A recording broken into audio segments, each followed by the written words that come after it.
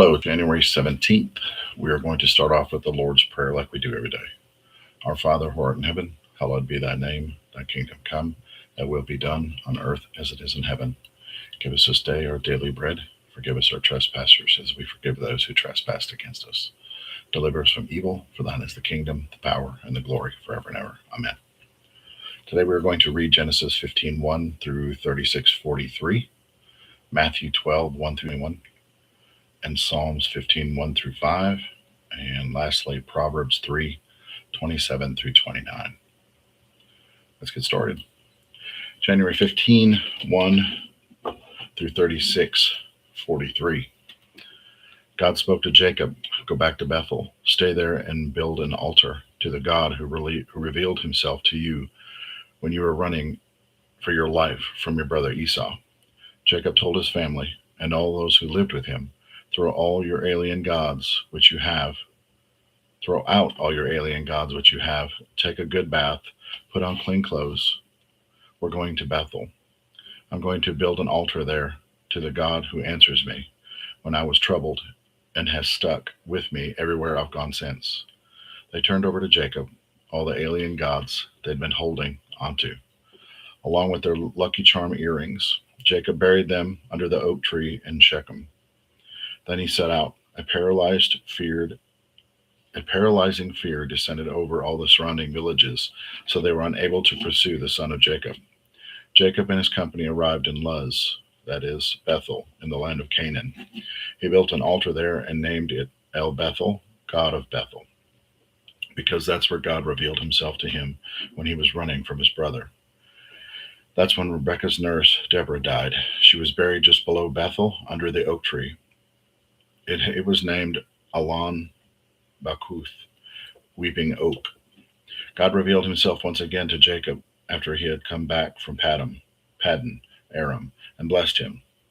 Your name is Jacob, heel, but that's your name no longer. From now on, your name is Israel, which means God wrestler. God continued, I am the strong God. Have children, flourish. A nation, a whole company of nations will come from you. Kings will come from your loins. The land I gave Abraham and Isaac, I now give you, and pass it on to your descendants. And then God was gone, ascending from the place where he had spoken with him. Jacob set up a stone pillar on the spot where God had spoken with him. He poured a drink offering on it and anointed it with oil. Jacob dedicated the place where God had spoke with him, Bethel. It's called God's house. They left Bethel. They were still quite away from Ephrath, when Rachel went into labor, hard labor. When her labor pains were at their worst, the midwife said to her, Don't be afraid, you have another boy. With her last breath, for she was now dying, she named him Ben-Ani, son of my pain. But his father named him Benjamin, son of good fortune. Bethel died and was buried on the road to Ephrath, that is, Bethlehem. Jacob set up a pillar to mark her grave. It is still there today, called Rachel's stone grave. Wow. Israel kept on his way and set up camp at Migdal Eder, while Israel was living in the region. Reuben went to sleep with his father's concubine, Baha. So I'll get that right. And Israel heard of what he did. There were 12 sons of Jacob, the sons of Leah: Reuben, Jacob's firstborn; Simeon, Levi, Judah, Issachar, Zebulun. The sons of Rachel were Joseph and Benjamin. The sons of Bilhah, Rachel's maid, were Dan and Naphtali. The sons of Zephath, Leah's maid, were Gad, Asher. These were Jacob's sons born to him in Paddan Aram. Finally, Jacob made it back home to his father Isaac at Mereh in Kiriath Arbor, present-day Hebron, where Abraham and Isaac had lived. Isaac was now 180 years old. Isaac breathed his last breath and died, an old man full of years. He was buried with his family and his sons, Esau and Jacob. This is the family tree of Esau, who is also called Edom. Esau married women of Canaan: Adah, daughter of Elon, the Hittite. Oh, yeah, we're going through a bunch of the fun names again. Otobalam, daughter of Anna, and the granddaughter of Zibeon the Hivite. Basmeth, daughter of Ishmael, the sister of Neballath. Ada gave Esau Eliphaz. Basmeth had Ruel. Omobah had Shishish, Jalam, and Korah. These are the sons of Esau who were born to him in the land of Canaan. Esau gathered up his wives and sons and daughters and everybody in his household, along with his livestock, all the animals and possessions he had gotten in Canaan, and moved a considerable distance away from his brother Jacob. The brothers had too many possessions to live together in the same place. The land couldn't support their combined herds of livestock, so Esau ended up settling in the hill of Seir. Esau and Edom are the same. So this is the family tree of Esau, ancestor of the people of Edom, in the hill country of Seir. The names of Esau's sons: Eliphaz, sons of Esau's wife Ada; Reuel, sons of Esau's wife Basemath; the sons of Eliphaz: Timon, Omar, Ziphu, Gatam, and Kenaz. Eliphaz also had a concubine, Timah, who had Amalek. These are the grandsons of Esau's wife Ada, and these are the sons of Reuel: Nahath, Zerah, Shema, Mizah, grandsons of Esau's wife Basemath. These are the sons of Esau's wife Olabaman, daughter of Anna, the son of Zibeon. She gave Esau her sons Jewish, Jemal, and Korah.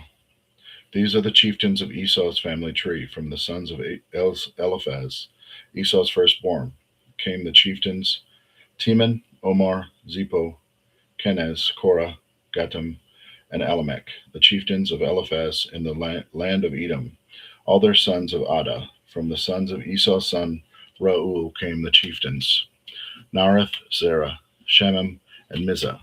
These are the chieftains of Reuel in the land of Edom. All of these were the sons of Esau's wife Basemath.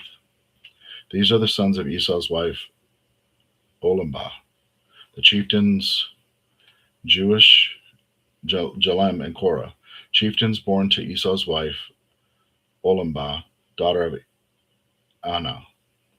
These are the sons of Esau, that is Edom, and these are their children. Y'all, I can see why you don't read the Bible front to back, because I think that's why I stopped several times. This is the family tree of Seir, the Horite, were the native to the land: Lotan, Shabi, Zebon, Anah, Dishor, Ezer, and Dishan. These are the chieftains of the Horites, the sons of Seir in the land of Edom. The sons of Lotan were Hori and Homam, Later's sisters, Timah. The sons of Shobal were Alvan, Mahatath, Ebeth, Shepo, and Onam. The sons of Zibeon were Ayah and Anna. Not Allah, my bad, and Anna. This is the same Anna who found the hot springs in the wilderness while herding her father Zibeon's donkeys. The children of Anna were Dishon and her daughter Omalabah. The sons of Dishon were Hamdan, Eshbah, Ithran, Karen. The sons of Eser were Bilhan, Zebon, and Akan. The sons of Dishon, Uz and Aran. And these were the Horite chieftains: Lothan, Shobal, Zibeon, Anna, Dishon, Ezer, Dishan, Ezer, and Dishan.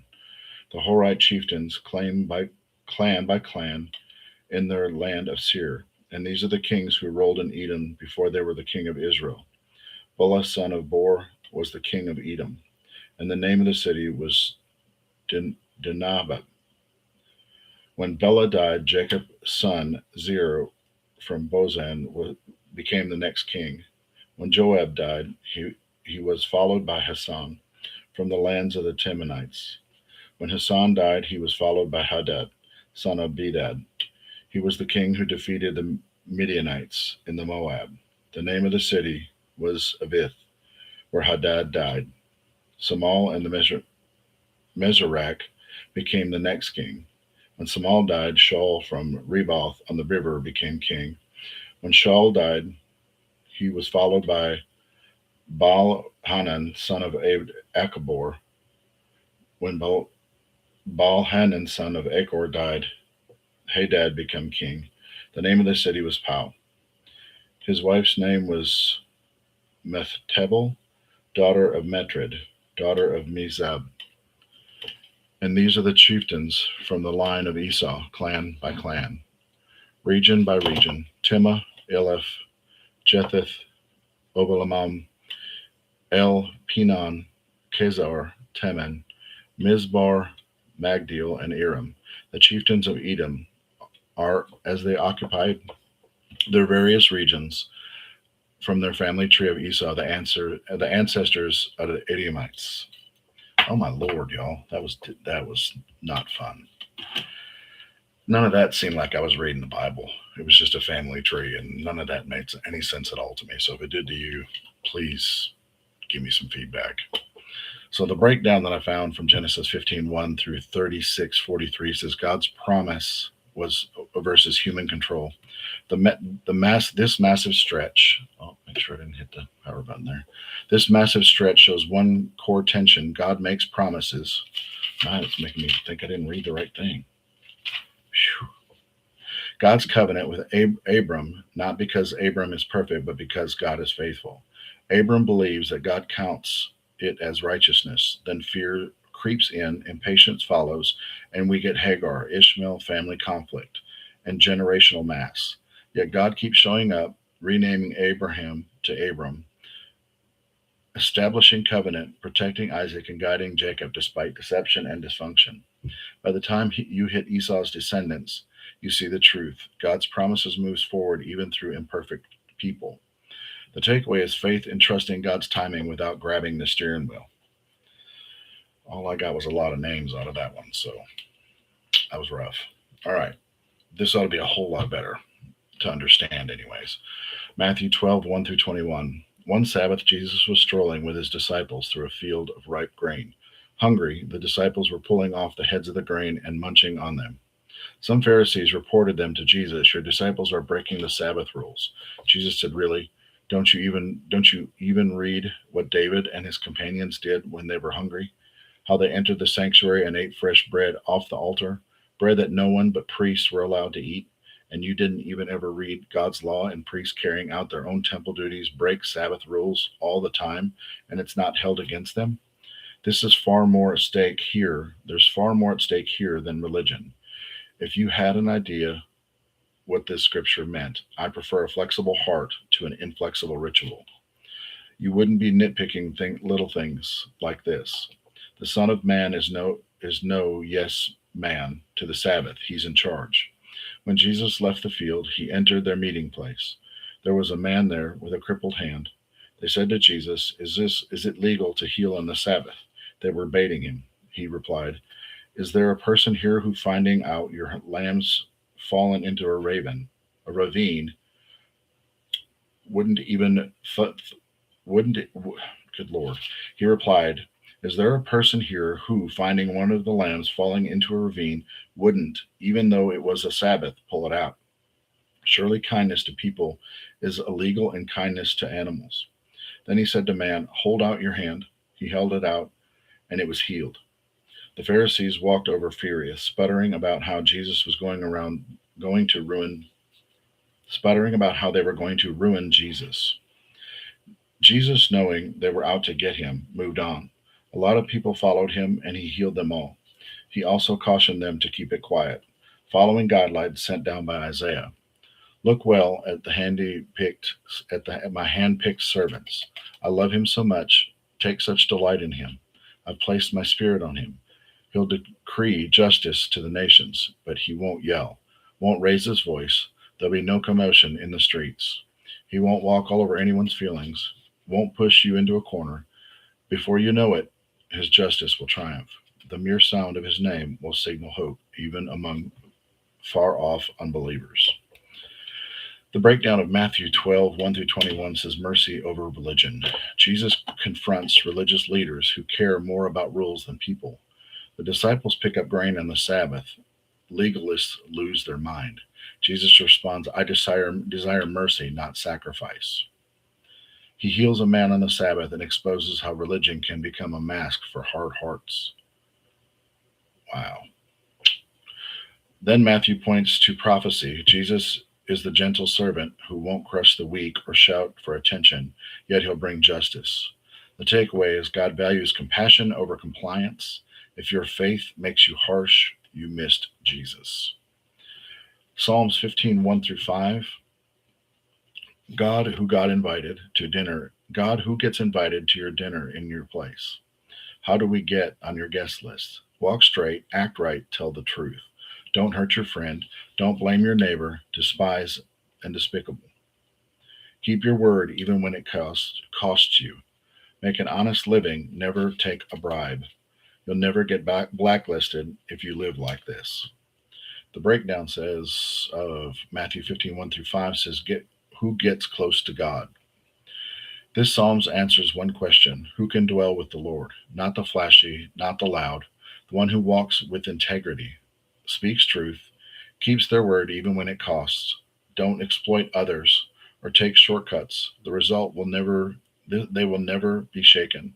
The takeaway is closeness to God is built on character, not charisma. I got a little more to add to this when we get done. Proverbs 3:27 through 29. Never walk away from someone who deserves help. Your hand is God's hand for that person. Don't let your neighbor, don't tell your neighbor, maybe some or other time, or try me tomorrow. When the money's right, they're in your pocket. Don't figure don't figure ways to take advantage of your neighbor when he's sitting there, trusting and unexpected, unsuspecting. The breakdown for Proverbs 3:29 through 27 through 29 says wisdom gets very practical here. If you have the power to help, don't wait. Don't say tomorrow when you can act today. Don't plan harm against people who trust you. This is about integrity in real life, not theory. The takeaway is righteousness is often an immediate obedience, not good intentions. So the section I wanted to just touch base with was when there was this in Psalms was talking about integrity. The one who walks with integrity speaks truth, keeping the word even when it costs. So a friend of mine today actually texted me, and she asked, I got to read this to you, it was so good. So, have you heard this or thought of, I have heard of this, and she said, I thought of you. Can you kind of sort of have integrity? Can you have a little integrity, or can you have fanatical integrity, or none at all? And then she said, integrity comes from um, the word integer, math term. It is a whole number with no fractions. So my response was integrity, the way you sent it to me, it's calling out halfway character. Integrity, it does not have a volume knob. You don't turn it up when it's convenient. Integrity, you are the same person in private you are in public. Integrity, you obey your standards even when no one would even know. That's gonna make a short sometime soon. That's really good. Guys, that's all I got for you tonight. We will see you tomorrow, January 18th. I hope you have an amazing evening. And hang on, what you got here? It's all of the Old Testament names in one chapter. Man, Joshua, it was insane. I thought I was going to have a heart attack reading all of it. Good luck reading those names. And like I said, I made it to May last year. I was surprised I made it through Genesis and all those names. But I appreciate y'all getting on. And I love y'all. And we'll talk soon. We'll see y'all tomorrow. Thanks. Bye.